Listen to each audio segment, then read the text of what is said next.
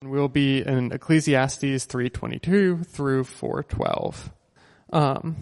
So I saw that there is nothing better than that a man should rejoice in his work, for that is his lot. Who can bring him to see what will be after him? Again, I saw all the oppressions that were done under the sun, and behold, the tears of the oppressed, and they had no one to comfort them. On the side of their oppressors there was power, and there was no one to comfort them. And I thought, the dead who are already dead more fortunate than the living who are still alive. But better than both is he who has not yet been and who has not yet seen the evil deeds that are done under the sun. Then I saw that all toil and all skill and work come from a man's envy of his neighbor. There also is vanity and a striving after wind.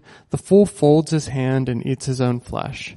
Better is a handful of quietness than 2 hands full of toil and a striving after wind. And again, I saw vanity under the sun. One person who has no other, either son or brother, yet there is no end to all his toil, and his eyes are never satisfied with riches, so that he never asks, for whom am I toiling and depriving myself of pleasure? This also is vanity and an unhappy business. 2 are better than 1 because they have a good reward for their toil. For if they fall, one will lift up his fellow. But woe to him who is alone when he falls and has not another to lift him up. Again, if 2 lie together, they keep warm, but how can one keep warm alone? And though a man might prevail against one who is not alone, 2 will withstand him. A threefold cord is not quickly broken. This is the word of the Lord. Well, it's good to be back with you all. We're continuing our series in Ecclesiastes, and Ecclesiastes has been teaching us that life is hevel. Hevel. It's this word that's translated meaningless or vanity in most of your translations, but those aren't the best translations. Perhaps the best is breath or vapor. Getting the sense that life is fleeting. It's profoundly brief. And also like a breath, if you see your breath, on a cold day, you see the smoke and then it's gone. It's hard to grasp. You can't control it. And so Ecclesiastes teaches us how do we live wisely and how do we enjoy life in a life that is a breath. And I hope that this is moving beyond like information for you on Sunday and getting into your hearts and bodies. For me, it's been wonderful. Even just this past week, I received some news that was really inconvenient and not great news. And whereas I think a year ago I would have spiraled a lot more intensely, I was much quicker just to be like, yeah, hevel. Like life is, because so much of our anxiety stems from this illusion we have of control. Like we can control other people or control events. And I think the sooner we realize, like, I can't control people or events any more than I can control a wisp of smoke, it actually gives you a sense of calmness and stillness. And also I've been celebrating the little things in life a lot more than before Ecclesiastes. So I hope it's been having an impact on you guys as well. And so today the author turns to this subject of work. In a hevel life, how do we work with wisdom? And whether you're a student or a full-time parent or you work in an office, work takes up at least half of our waking hours. And so it's good that God gives us wisdom for how to work well. And there's a man named Arthur Brooks. He's a leading figure in the social sciences, and he's done a lot of research on happiness. And one of the things he points out is meaningful work is a pillar of having a meaningful life. And what's intriguing about his research is that what he says is it's not so much what you do, but how and why you do what you do that contributes to a happy and meaningful life. In other words, the you that you bring to your work matters far more than what job you do, which is really important, especially in our culture, which tends to put a lot of emphasis on, find a job that fits your passions or do something prestigious. But far more than how much your job excites you or not, or whether other people think it's important or not, and this aligns with the teaching of the Bible, is what is the you that you're bringing to your job, whatever that job is. And so what we're going to look at today is, while this subject of work is vast, we're going to zero in on what this passage zeroes in on, which essentially is that question: what is the you that you're bringing to your work? Or put another way, how much of yourself should you give to your work?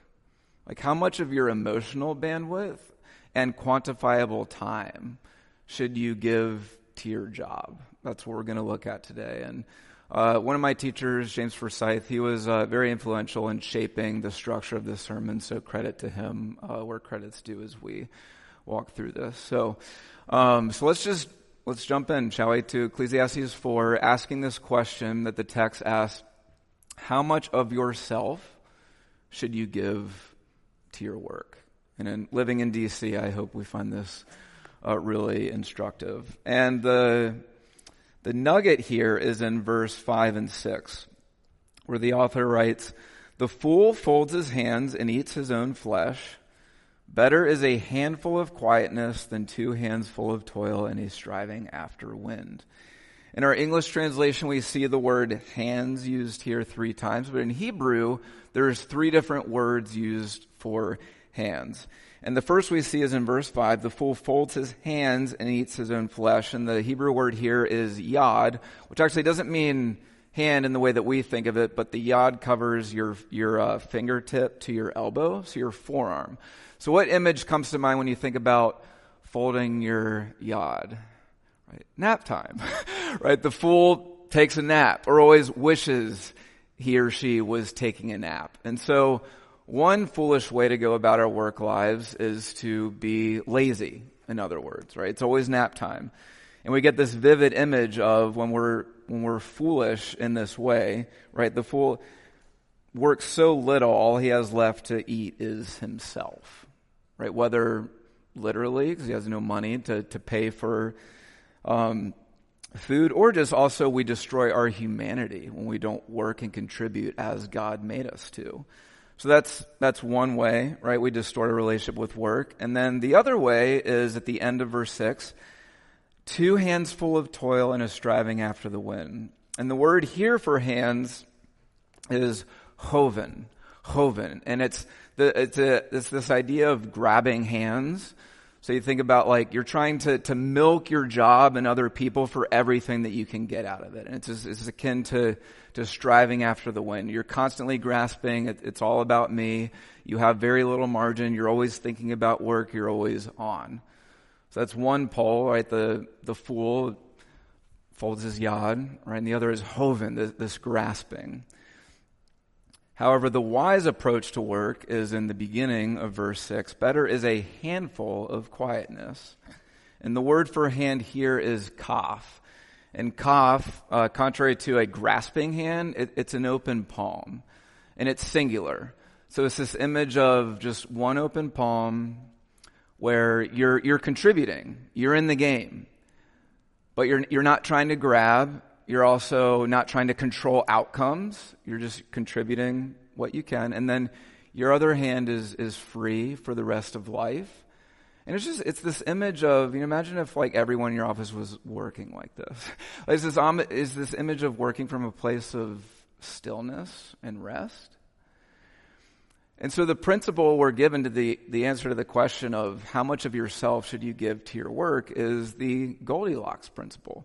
If you read Goldilocks, right, aside from the creepy breaking and entering and sleeping in other people's beds, like you're right, she tries the different porridge temperatures, right? Not too hot, not too little, just right. And that's the principle we're given for work, is how much should we give of ourselves? Not too much, not too little, just right. Balance. And let's not assume we have this balance, because some of you may be sitting here thinking, yes, balanced approach to work.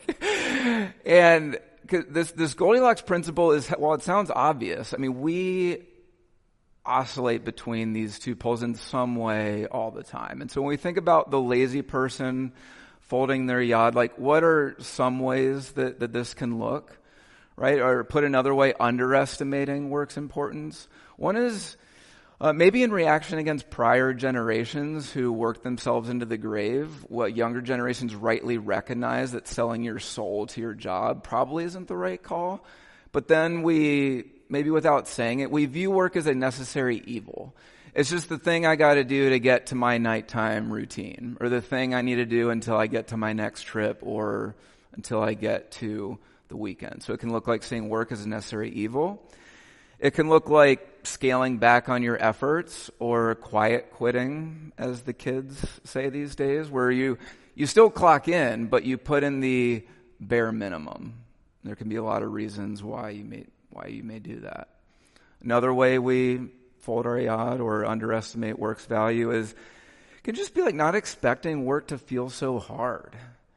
And when it inevitably does, especially for prolonged seasons, we check out, we go to our pacifier escape mechanisms more often, as a way to just escape the hardness of work. And all of these ways of underestimating work's importance it's to destroy our humanity. We eat our own flesh. Work is it's a pre-sin reality that God gave to us when everything was good. In Genesis 1 and 2, we see God as master artist and engineer. He dreams up the world and makes it. And then he places man and woman in the garden to keep it. So when we scale back on our work, there's a sense in which we destroy our humanity, and we don't come alive to be the full humans that God has made us to be. So that's right. One extreme is this underestimating work's importance, and then there are other ways that we can overvalue work's importance. One is, and I think if you're honest, you've felt this in some way, because I think for each of us, work, it's not just something you do, but it's a way that I feel like I matter, like I'm somebody important. So it can be like looking to it as a sense of significance, garnering a sense of self. Other ways we know we've fallen into overwork or this hoven, grasping, is you don't have boundaries.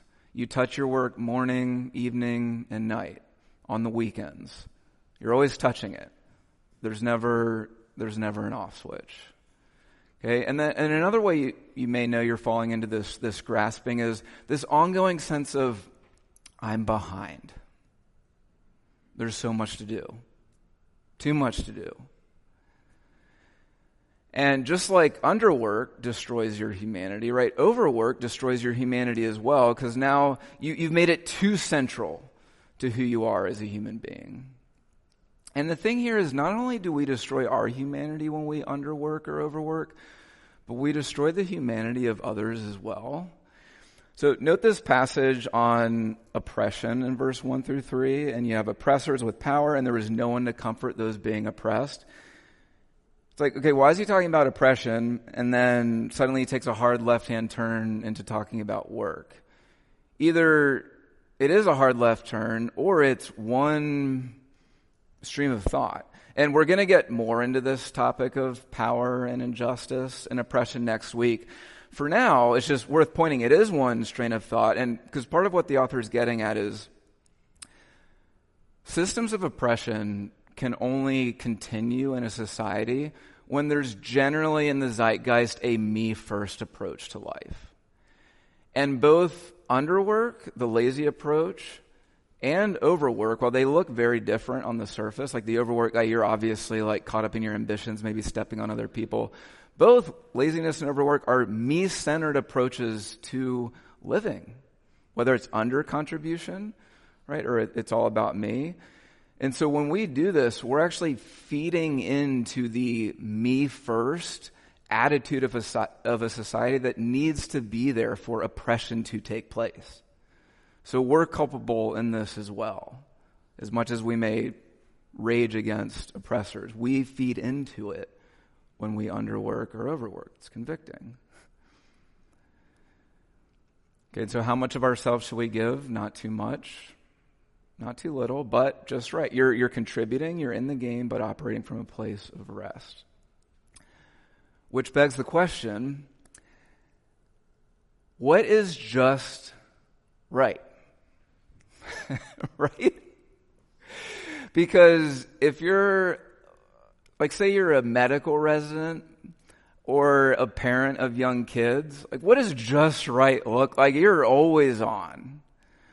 Or you might be later in your career where you work fewer hours, but the weight you carry is stratospheric. There are so many variables that go into this question of what is just right. And this is what is so helpful about Ecclesiastes, is it's wisdom literature. And so we're not given a prescription. Work exactly this many hours. And also remember the 40-hour work week. That's a relatively recent invention. Okay, but we're given wisdom by being asked two questions. Two questions as we sort through what is just right in terms of how much of myself do I give to work. The first question is, who am I comparing myself to? Who am I comparing myself to? See verse 4. Then I saw that all toil and all skill and work come from a man's envy of his neighbor. This also is vanity or hevel and a striving after the wind. So much of what drives us is the way we compare ourselves to others. It can be looking at the stuff or the lifestyle other people have. Oh, that house remodel. Oh, that house purchase.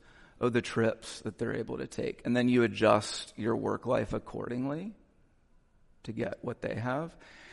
It could be comparing yourself in the sense of wanting to be noticed as much as other people in your field. So before ministry, I worked as a strength coach, and the company that I worked for this was when blogs were popular, and we had a wide readership. And I wrote regularly for this blog, and which it was like the more readership we gained, the more I craved more of it. And then what I noticed I started doing is I started daily. I would check the website rankings of other popular like strength and conditioning blogs, and I'd get so mad. Like when others, especially if they weren't as good of a writer as me, like when I see their website climbing in popularity faster than my own. I'm just constantly comparing. When people would come in our facility and then compliment other strength coaches, I'm not happy for them. I'm filled with envy. And so then I enter ministry and I think, okay, now that I'm entering a noble profession, at least I'm not going to envy other pastors. Oh man. That was it. Yeah. Like so much of what we do is just driven by comparison to other people. It can happen in parenting. Okay, you're on social media or you just see other people and you're like, why does that mom seem to have it so much better? Or how is that dad or mom able to do what I seem unable to do? And then just your attitude begins to be shaped by comparison. It can be pressure that other people put on you, right? Which is implicit, like putting pressure on you to either live up to their standards or your peers. So just recently I was talking with somebody who they're pregnant. And they shared how they go to meet with their family to share the good news that they're pregnant with a baby. And within minutes of sharing this news, one of the family members looks at one of them and says, "Oh, so tell me, like, what's new in your career? Any new milestones that you've hit?" Like as if that was the most important thing to who this person was, because for this individual, it is. Okay, like, what are you doing and how does that rank compared to peers? And so for you, just think about how much would your work life and just your life in general and your joy change if you're not always comparing yourself to others? So that's the first question we need to ask. Who am I comparing myself to as I give myself to my work? Second question we see in verse 7, and this is the question, for whom am I toiling? Such an important question. Verse 7, again I see vanity under the sun, or hevel, one person who has no other, either son or brother, yet there is no end to all his toil, and his eyes are never satisfied with riches, so that he never asks, for whom am I toiling and depriving myself of pleasure? This person is such a workaholic that they now essentially are alone because their job is their closest partner, and they can't even enjoy what they have, right? Depriving myself of pleasure because they've never stopped to ask, for whom am I working? And we as well need to ask, for whom am I working? So who's it for you? Who are you working for? Is it yourself? I think for all of us, to a degree, it is. And if you haven't been with us so far in the series, this might sound strange, but something that Ecclesiastes has been trying to teach us is before you know it, you are going to age and you will die. And you won't be remembered, and all traces of your work will vanish. So why put so many of your chips in that basket? And in addition, when you work for yourself, you can't love well. If I'm doing what I'm doing right now, if I'm working as a pastor to make a name for myself or just to feel important to someone, I don't think I need to illustrate why that's horrible for everybody in this room. And that's not true just of pastors, but in any field that you're in. When your work is about you, you can't love and serve well. So for whom are you working for? Are you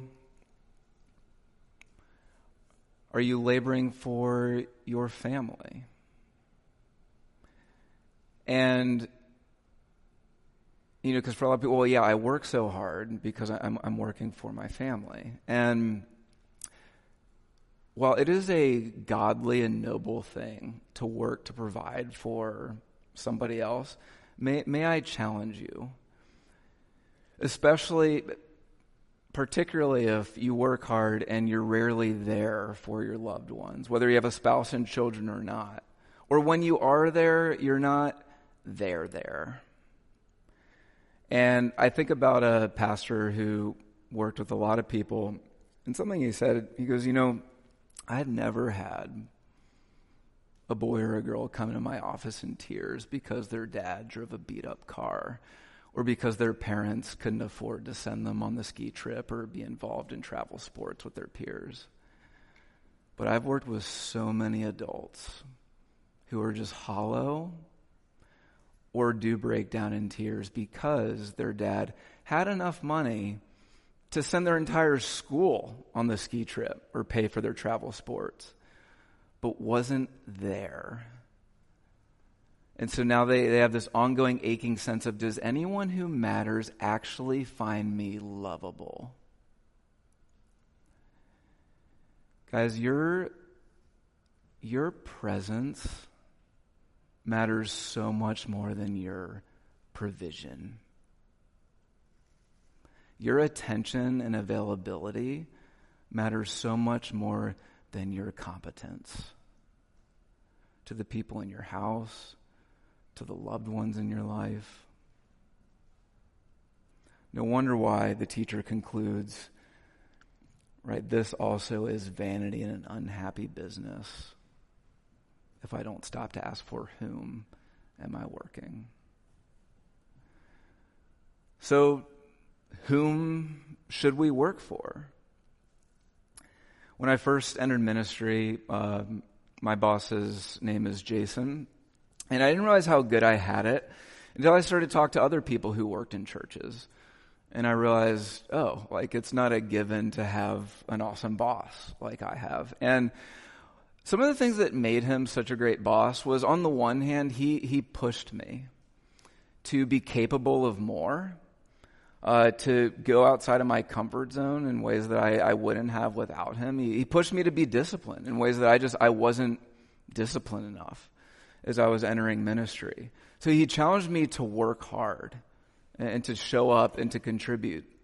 And on the other hand, my wife's health began to spiral in a way that I was blind to, and he and his wife were there for us in our living room and in the hospital and with their money in ways that I'm not ready to talk about from up here, other than to say they saved her life.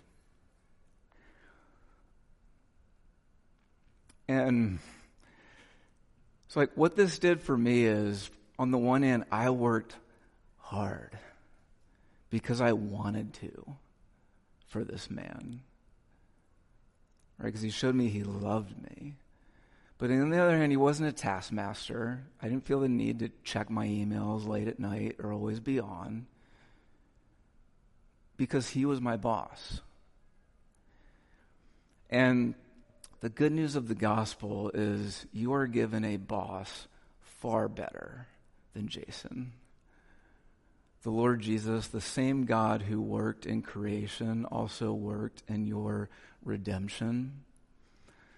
Where in his life, like Jesus worked so well, so hard, always with the right motive, and then credits this work life to you. And then on the cross, he dies the death you and I deserve for all of our me first approaches to work in life. Whether you're the grabbing type, whether you're the lazy type, and then rises from the dead to unite you to him. And so, as your Savior, he gives you a new identity and security, so you don't need to envy and compare yourself. Remember, a few weeks ago, we were given that image of a woman who was holding her newborn, gazing at her while she's just staring at her phone. In the same way, like, we have Jesus, and yet we're comparing ourselves to other people. Through union with him, you're given someone so much better that you don't need to envy other people's security or their stuff or their status. And he's your Savior, but as your Lord, he is now your boss.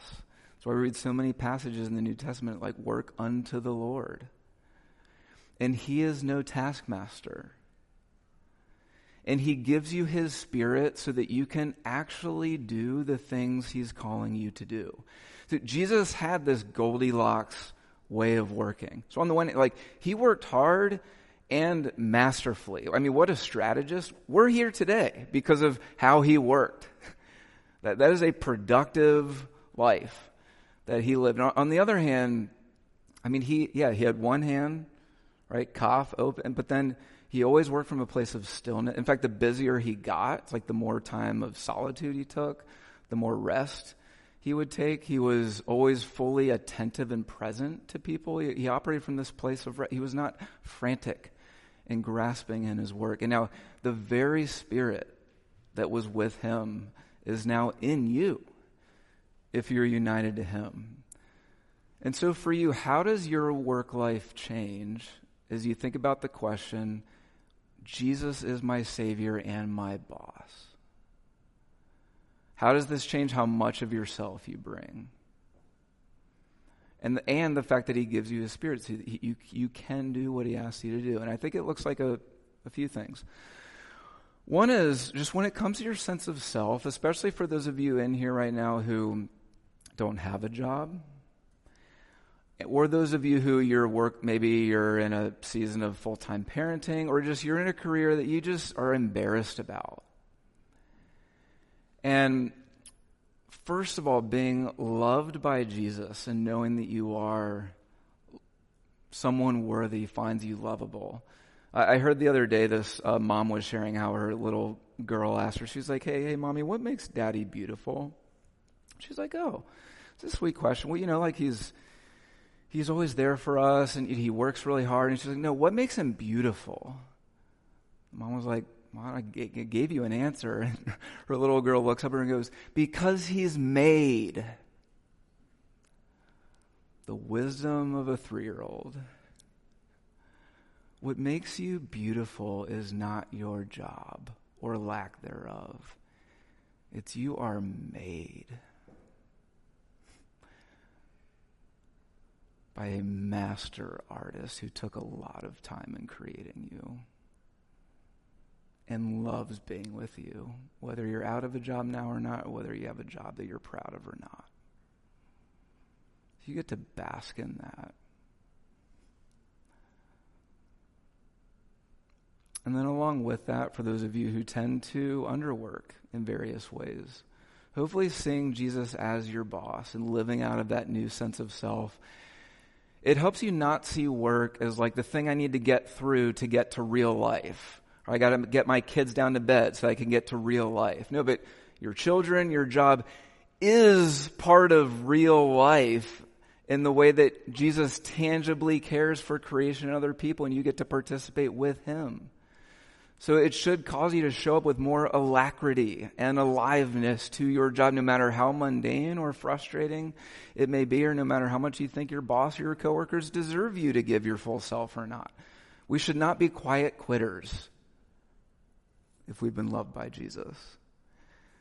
And then in the ways you tend to overwork, right, this grasping, I think just one very basic application is like, a very practical way to avoid overwork is setting limits. So limits during the day. We should take our hands off our work at some point during the day. So guys, like not to be overly prescriptive, but at the same time, maybe like if you're sending Slacks and emails from your bed, maybe something's unhealthy. For me, just a practice I started doing is about an hour before dinner, during dinner, an hour after dinner, my phone's off.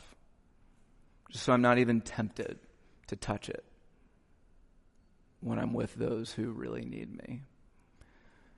So there should be some kind of daily limit. And then God has given us a weekly limit where we take a full day, take our hands off our work, and delight in God's gifts and in God himself. This is called Sabbath. You know, for Jesus, Sabbath makes his top 10. Like, don't commit adultery, don't murder, take a day off. Because when you don't, you're destroying others' humanity and your own as well. So I encourage you, are you taking a full day off? If you're not, it's in Jesus' top 10. Because he knows it's good. It's like he knows we so resist having fun and resting, he has to command us to do it. And just one of the things Sabbath has become one of the most precious days in our house. And just recently I was asking for prayer for my kids. Hey, can you help me just finish everything before the weekend, especially this sermon I'm having a hard time putting together? And one of my kids looks at me and goes, but Dad, on Sabbath, you're not going to be working anyway. I love that it's become inconceivable for my kid that I would work on Sabbath. And to my shame, this was not always the case. So for you, are you taking advantage of this limit that God commands us and gives us? And this needs to be done in community. So to see this, the final couple verses, right? Again, two are better than one, for if they fall, one will lift up his fellow again. Is he taking a hard left, or is this one stream of thought? And setting, right, not overworking, not underworking, this needs to be worked out in community. Essentially is what the authors, we need community. In our culture, there is such a powerful tidal wave, even more so now when we live on social media, just driving us to have a certain attitude and approach to work. So we need a community around us. It's not enough to hear this sermon. It's not enough to pray by yourself. And please pray by yourself. Please, let's keep listening to the preached word. What we need is the embodied life of the church to have a more powerful tidal wave in the opposite direction, helping us live these things out. And so I encourage you, just beginning this week with people in this church, just begin, because this is complicated. Okay, all right, so what does this look like? I feel like I can't Sabbath for ABC reason. I feel like I can't not check my email as I'm going to sleep or what. You know, there are so many variables. So we get to work these things out in community. We need to have the awkward conversations where we can say to one another, hey, it seems like you're kind of scaling back on your work. It seems like you're missing group a lot. You're missing church a lot. It seems like you're like never able to put your work down. We need to have these awkward conversations with one another to work as God has designed us to. Not too little, not too much, just right, which we can with Jesus. Let's pray.